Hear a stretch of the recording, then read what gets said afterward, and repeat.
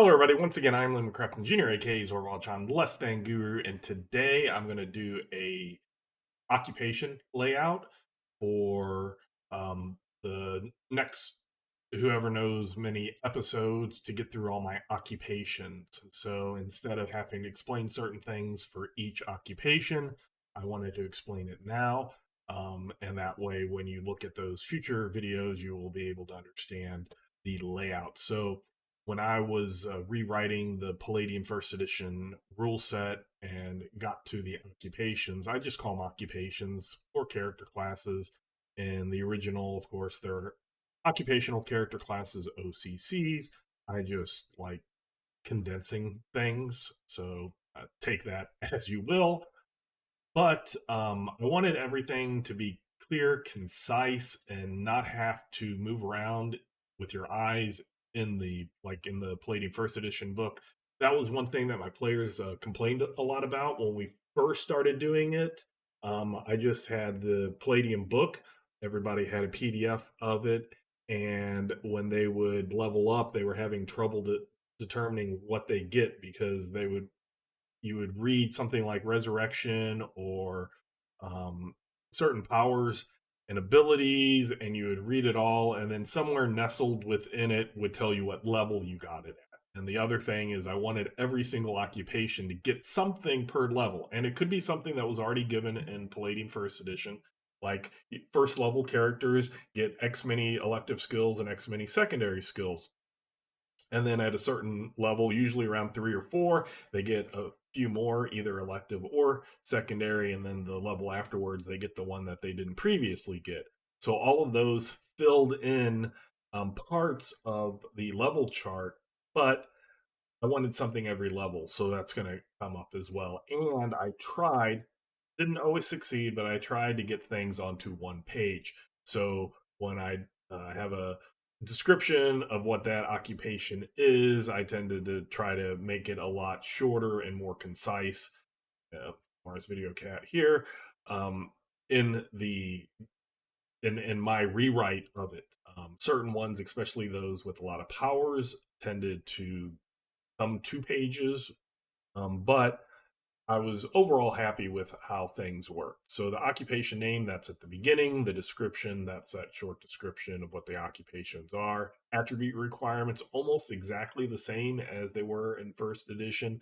I do have a couple of occupations that I combined. And when I did that, I tended to choose the highest requirement of both of the occupations, and then a couple of them I just invented or pulled from other Palladium games. I invented this, well, converted from D&D Fourth Edition, the sword mage.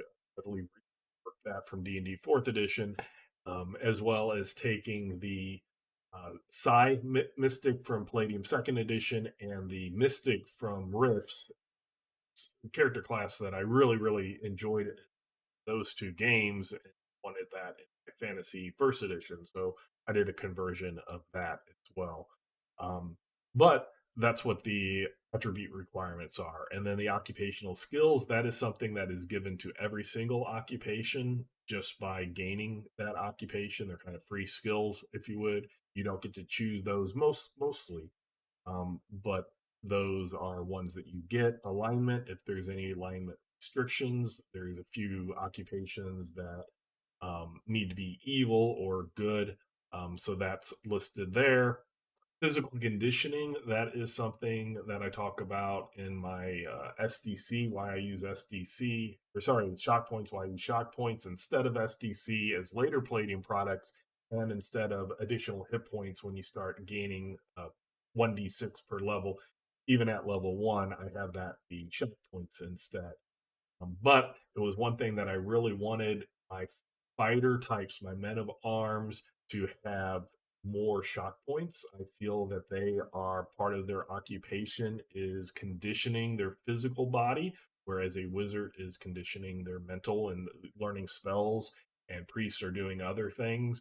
But I have a range of physical conditioning. So my men of arms are +8, which is the highest. So you roll a d6, you take that 8, you add them together, and that's kind of your base shock points. Something like Wizard has a base 0 for physical conditioning, and those in between have other things like my entertainers, acrobats, and stuff. I figured that they would have some physical conditioning, not quite fighting physical conditioning, but something. So they get plus sixes. Rogues tend to get plus or sixes or fours, things like that. So they're in between the 0 of academic wizards types and the men of arms at the 8. So that's my physical conditioning. If there's something you want to use and you don't like my idea of shock points, I would strongly suggest you add that to your hit points. Just something that gives those men of arms an edge, because unlike D&D where you have different hit dice, a D10 or a D4 or D6, everything's just a D6 per level in Palladium, and I wanted to keep it that way, but I wanted to give a little bonuses to those warriors. Otherwise, you do run into the real circumstance where you can make a troll wizard that will be a better combatant, melee combatant, than say a human or even an orc fighter type men of arms. So that's something that I wanted to give that edge to the men of arms types. So that explains physical conditioning. And it's one that, similar to how I do hit points, if you go to a different class, switch character classes, that you only keep whatever is the highest. So if you started off as an 8, which is the highest, and you go to something that has a 4, you don't add 4 to it. You're already at the highest. But if you go from a 0 to a 6, then you gain 6. And then if you go to a different character class later, that's an 8, then you gain 2 more points for a total of 8. So that's how I do that. Armor tier, I explained how I broke down the armor tier and why. Armor tier 1 for fighters and that wear heavy armor, the medium, more used to medium armor or wearing armor, but not necessarily trained in heavy armor, get more penalties when they wear heavy and less when they wear light armor, which is like your leather and cloth. And then 0 is the mages, types, and priests. And that was something that I explained in one of my other videos, is the rules that are really weird in first edition, where they specifically give a rule for non-men of arms penalties for wearing armor. And then when you look at non-men at arms, they all refer you to wizard, and wizard has its own. So this was a way that I kind of just, instead of having to hunt around where things were, I just said, what tier are you? And then I had a rule for tier 1, tier 2, and tier 3. Restrictions, that's anything if there's anything that you not have and be a certain occupation, then that is listed. Not many of them. I try to allow, for the most part, as many, or because it's not quite all, but almost all of my species can be any occupation, especially the cultural ones, because my world isn't the cultural world of the Palladium world. It's a different world. Elective skills, I do it the same way as Palladium First Edition, which those are the only elective skills. That list of elective skills are the only ones that you pick. Whereas in secondary skills, that list is the one you get bonuses from. Secondary skill list is any, very different than how other Palladium games work, where they give you a big list and then your secondary skills, they restrict it on what you're able to get. In Palladium First Edition, there is a completely different skill selection for everybody for elective skills, or a certain group of skills that you choose from. And your occupation limits which ones you can choose, and then a secondary skill list, which is available to everyone, but the ones listed under the occupation or the OCCs in the original book, those are the ones that give you bonuses. I didn't feel like doing a whole chart of everything. Again, that would take up more than the one page that I wanted, and I felt it was easily understood. Then I have my level chart. That's that thing that tells you at first level you gain this thing, at second level you gain this thing. And again, it might be something very simple like what Palladium did, is this level you gain your 3 elective skills, your additional elective skills that start off at level 1. These give you your elective skills. For a lot of the clergy that have abilities instead of only spells, and they get it at, say, 5th level, then that's listed. So everything that you get by leveling up, that tells you what you get. And then after that, I list the abilities. If the ability does not have a level next to it, then it means you get it first level. But I did it in alphabetical order for the most part. I think if something doesn't show up alphabetically, it's my mistake, but it tells you what level. That's where the description of those abilities is. So in the level chart, it might just say resurrection. But then in the abilities, that's where it actually describes how that resurrection ability works.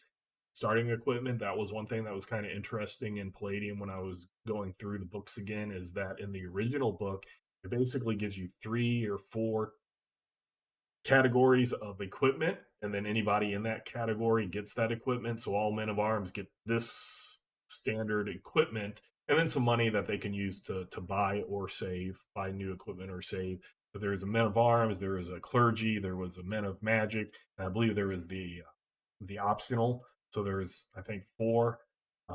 But then in later books, each individual OCC gave its own equipment. So I didn't want people to have to switch back and forth. So every occupation that in my rewrite tells you exactly what starting equipment you have and money that you can keep or use to buy equipment straight out book for book cost. And then the experience chart is exactly the same as in Palladium, except for I rounded down all to attain a new level in Palladium. All OCC and levels are with a 1 at the end. So if it's 2001, I just made it 2000. It's 1801. I made it 1800. If it's 22,501, I made it 22,500. It's just something that with the experience chart, all the experience rewards are in multiples of 5, and everything's like 25 or 50 or 100 or 150, and there's nothing that's like 7 or 1. And it's something that I just, even though I understand that you probably aren't going to miss a level by 1 point, just the way my mentality works, I wanted to even it out. So that's the experience chart. Plus, since my rewrite, I do it in color, I was able to then color code in red what experience you need when you are switching to that from one occupation to a new occupation. The rules basically say second level or third level if it's a magical. So then you wonder, what are druids? Because they don't get, they get abilities, but they don't get magic spells, and they can shapeshift. Are they a 2 or a 1? Or it doesn't explain how entertainers work when you have your acrobats, your bards, your gladiators who are entertainers. Do you use the men at arms? Do you use the specialized like spellcasters in that? And then in the later books, like Yinslav Jungle, where they have crusaders and things like that, was just something that I didn't want to have a specific discussion with every player every time they wanted to go to a new character class, new occupation. So I just put it, if you're going to this one, this is what you need. So that's the experience chart. So that's how everything works. And in the future, next one I'll do, I'm going to do it in categories, alphabetical. So first, men of arms, starting with bounty hunter, B, and then I'll go through rogues, etc., down the line, and I'll explain the differences. I won't get into the skill detail because I had a whole episode on skills, but I'll kind of point things out as reasons why I did things the way that I did. So, having said that, once again, I'm William Crafton Jr., aka Zorbalchan, less than Guru, and until next time, I will catch you later.